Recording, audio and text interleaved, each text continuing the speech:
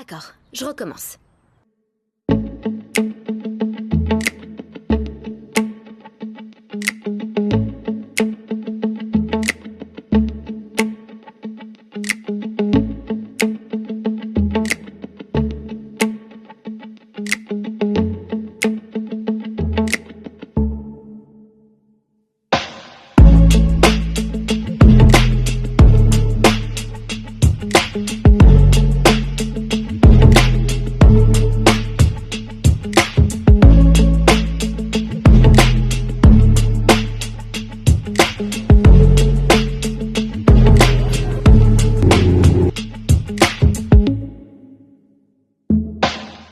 L'art permet-il de réaliser un monde meilleur?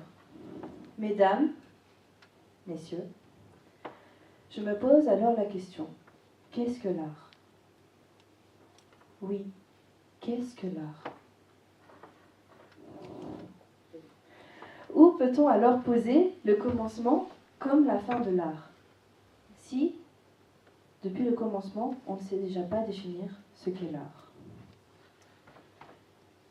Ce même art, alors, qu'a-t-il fait pour nous, le monde? Cet art-là, qu'a-t-il fait pour nous? Avant, l'art, c'était quelque chose d'inné, quelque chose que peu avaient. Ils étaient soit nés avec, et alors on les prénommait artistes. Eux avaient le talent. On leur demandait à eux de graver l'histoire, de l'écrire, de la peindre, de la parler, et ici on prend plus généralement, de la créer. Pour illustrer mes propos, il y a une citation que j'ai trouvée qui dit que l'art suscite une communication sauvage de peau à peau, de plaie à plaie, qui, dans la plèbe, ne cesse jamais. En d'autres termes, l'art a servi et sert encore aujourd'hui à communiquer. Maintenant, l'histoire, nous l'apprenons derrière nos bureaux. En tant qu'étudiants, nous sommes toujours en classe, que ce soit dans nos cours de français, dans nos cours d'histoire. Nous apprenons les tragédies d'antan et de ce que l'art nous a fait. Nous apprenons parfois que l'art a submergé des villes, parfois même des pays tout entiers, juste en remettant en question. Parfois de simples questions, comme « Notre si bon roi veut-il vraiment nous aider ?» ou d'autres choses comme « Comment se fait-il que moi, je ne sache pas lire, alors que d'autres oui ?» Nous apprenons que l'art a parfois été le reflet de sentiments refoulés, que l'humain lui-même a parfois peur de se l'admettre. Rimbaud, Breton, de Staël, Voltaire, tous ces artistes se sont bien plongés à un moment ou à un autre dans leurs propres sentiments, parfois refoulés, parfois dans un état second, leurs sentiments pour écrire, pour, je sais pas, mais désolé, peindre ou même plus juste créer. Nous apprenons l'art a parfois été un symbole de bataille. Ces batailles, on peut en prendre l'exemple, les courants littéraires. Les courants littéraires, chaque courant que l'on apprend à l'école, on apprend que ce courant en oppose un autre.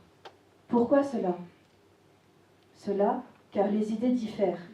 Nous voulons plus, nous voulons toujours apprendre et nous ne voulons pas faire éternellement comme avant.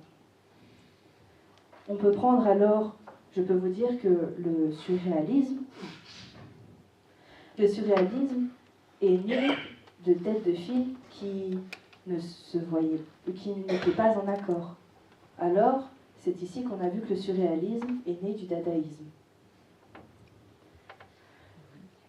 L'art est, à mon sens, un être ou pas généreux. Au commencement, quand on apprend que l'art choisissait un peu les gens qui auraient du talent, dans leurs frêles mains d'humains, eux savaient tout faire. Eux étaient doués. Mais aujourd'hui, on peut encore voir que l'art maintenant s'ouvre un peu plus à tous. Car maintenant, on peut définir l'art, ou moi je définirais l'art comme l'art ne dépend que des yeux de celui qui le regarde. Il ne suffit que de vous pour savoir si pour vous, oui ou non, c'est de l'art. Une peinture peut être de l'art. Pour une mère, un dessin, le dessin de son enfant est bien sûr une œuvre d'art. Ou un photographe prend pour lui l'oiseau. Pour certains, c'est l'oiseau, mais pour lui, il y a toute une histoire derrière. À mon sens, l'art permet de réaliser un monde meilleur. L'art est né en même temps que l'homme et a grandi avec. L'art est une part de nous tous, de vous comme de moi. L'art est ce qui se trouve dans chaque détail de nos vies, dans tous les détails de nos vies. Nous créons l'art comme nous l'admirons. C'est en soi ce qui nous rend tous uniques. Chacun est unique.